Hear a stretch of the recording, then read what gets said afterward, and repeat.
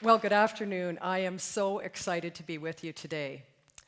Today, I'm going to share some thoughts about being a woman in business, based on my observations during my 32-year career. And I have a real passion for women in leadership, and it's not just a personal passion, it's a business passion as well. The key is attitude, then altitude. As women, we have everything we need to succeed. Let's go get it. Let's not focus on the barriers and obstacles and what stands in our way. Let's focus on the opportunities. With the right attitude, we can attain altitude, achieving our stretch goals. Today I'm going to cover 3 points. The first one is, let's change our language and believe in ourselves. The second one is, find your voice and help others find theirs. And the third is, enjoy the ride. So why don't I get started? A number of years ago, I was interviewed for an article, and the topic turned to women in business. And here's my quote. Women in business are definitely more accepted than they were 10 years ago. However, there's still a shortage of high-level role models after which to pattern one's own development. Women are just starting to discover networking, which has been second nature among men in business. I went on to say that women are starting to develop a broad network of ties that will definitely contribute to their advancement and effectiveness. Now, guess what year this was? Believe it or not, it was 1982. I was graduating from university. In fact, I was being interviewed for a York University publication. Now, I have no idea where I got this insight. I must have read it in a textbook or something. And even more interesting, where I got the insights on how things were 10 years earlier, when I was 14. But on a more serious note, I believe that if that same quote appeared today in the Globe and Mail, it might not seem out of place. Now, if you agree with me, let me ask you 2 questions.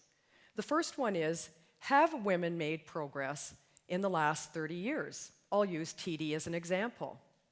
Today at TD, 36% of our executives are women, and 50% of our managerial staff. A third of our board of directors are women, and very qualified women. Back in 1982, there were virtually no female executives.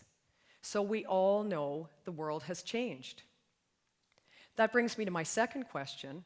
If we have made so much progress, why are we as women still promoting the view that there are so many barriers and obstacles? I'm going to be a little controversial here.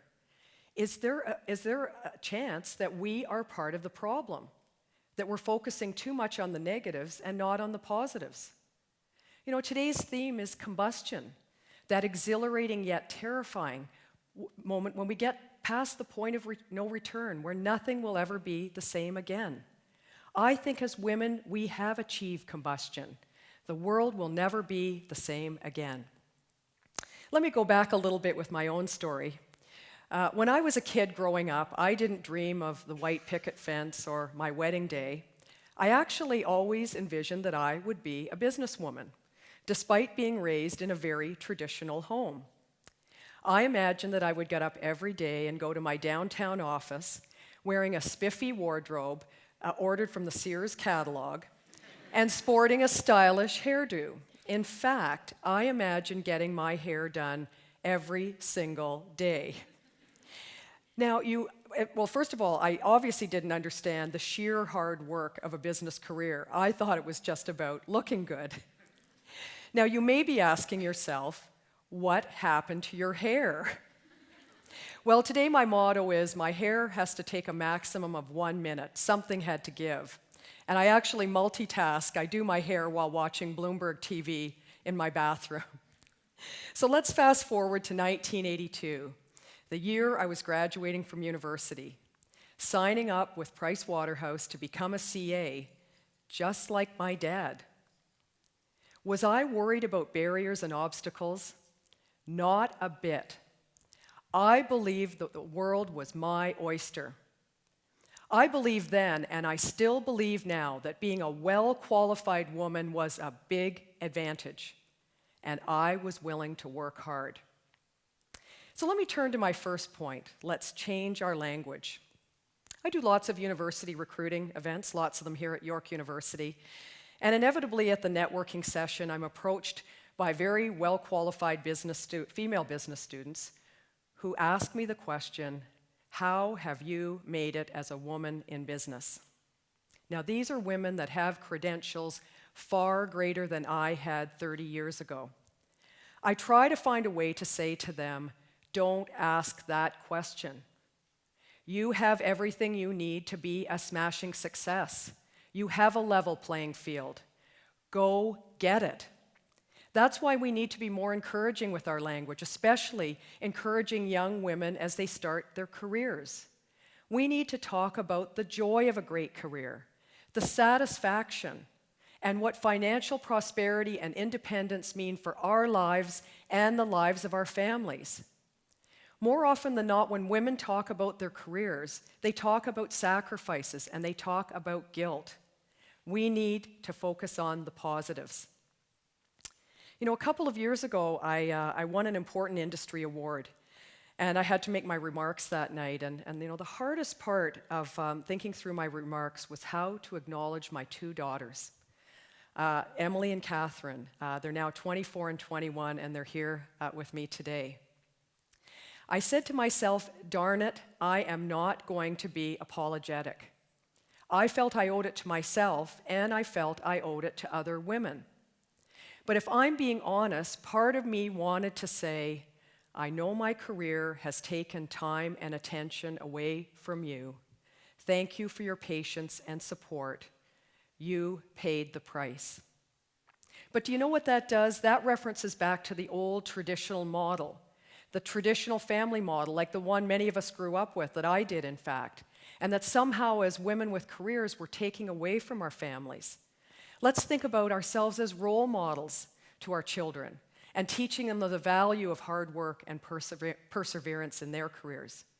What I did instead that night is I acknowledged my daughters as they start their early careers in business, my pride and joy in them and their grit and determination as they start their business careers. You know, part of changing our language is what we say to ourselves, and I'm going to tell you a story about Mount Kilimanjaro. Back in 2011, I achieved a great personal peak when I got to the top of Africa. Mount Kilimanjaro is over 19,000 feet.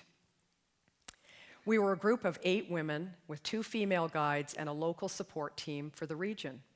From the region, we lived on that mountain for 7 days. I will never forget summit night. We left our camp at midnight and hiked for 7 hours with the goal of arriving at sunrise. Well, I'm delighted to say that we all got to the peak in good health and good spirits. But a couple of nights before we left for the summit, our guides spoke to us about how to get psychologically ready for summit night. What they said is that at some point during that climb, you will feel like you can't go on. What will you say to yourself in your darkest moment? How will you encourage yourself? And you know, so often, it's what we say to ourselves that really makes the difference. If we're positive, I believe we can achieve anything within our potential. But so often what we say to ourselves is negative. We tell ourselves we can't do things, and it does hold us back. You know, people always ask me, what's the secret to getting to the top of Mount Kilimanjaro? Is it about being in great shape, having the right gear, managing altitude? Yes, all of the above. They're all important. But to me, it was more about managing attitude, mental toughness. This was definitely a case where with the right attitude, I attained the altitude. So let me move on to my second point, which is find your voice and help others find theirs. And let's talk about what we can do for ourselves and for other aspiring women. Women can be quieter and less aggressive than men. We have been socialized differently. But that doesn't mean that those women aren't great leaders, and it doesn't mean they don't have great ideas. Take the time to notice if people around you are quieter and help them find their voice. Put opportunities to speak and lead in their way, and put opportunities to speak and lead in your own way. Be confident. Make your voice heard. Share your opinions and your perspectives. It does matter. I can think of some of my prior male bosses who helped me find my voice. This story goes back about 20 years ago. I was a CFO and treasurer of a small subsidiary of another bank. And for legal reasons, we needed to have a high-powered board. So that first board meeting was coming up, and my boss's boss, who ran the company, said, "You know, I think Colleen should attend the meeting. The directors might want to see her," he said. My boss said, "Well, okay, but just this once. After that, I insist that Colleen have a speaking role." Bear in mind, he was talking to his boss. So when that second big meeting came along and I got to the big officious boardroom, and guess what? I was the only one that had a microphone at my seat. Can you believe it? Now, I did my presentation, and it wasn't anything to write home about. We all had to read from a prepared text.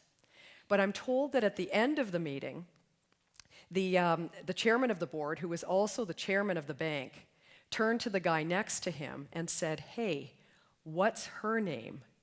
And he wrote it down. Now, I don't know if that ever made a difference. But what I do know is that my boss was a champion for me. He fought to showcase me, and he's still a mentor to this day. Oh, and by the way, that microphone never showed up again at a meeting. You know, when I was a kid going through school, I was very high-minded. I used to say to myself, when I have something important to say, I'll say it. I'm not going to talk for the sake of talking. And that philosophy suited me very well because I was a very shy kid. But I am going to share with you the dirty little secret in academic life and in business life. No one has anything that important to say. And I am kidding to a certain extent. But listen, it's summoning up the courage to get engaged, to be involved, to make your voice heard.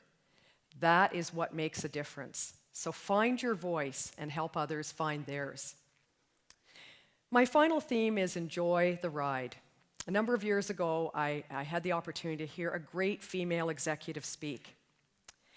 And she was witty and funny and wise, and she had a number of tips, but there were three that stood out for me. The first one was marry well. The second one was wear Spanx. Exercise is overrated. The women in the room should get this one. But the third one is enjoy the ride, and that really struck a chord with me. And what she meant by that is, you know, so many of us, and I'm like this too, you think once you get past that next deadline or big board meeting or presentation, or for me as a CFO, a quarter end or a year end, once you get past all of that, life will calm down and everything will be good. Whew.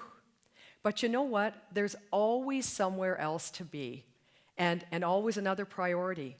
So what that means is that we end up missing out on the joy of all of those moments and those great opportunities throughout our career.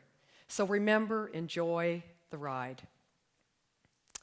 I'm going to conclude with a story about my husband and I. We were in Rome, and we were sitting outside at a cafe, and we were talking about Rome and how remarkable it is in every way. And my husband's a real history buff, and I could see the light in his eyes.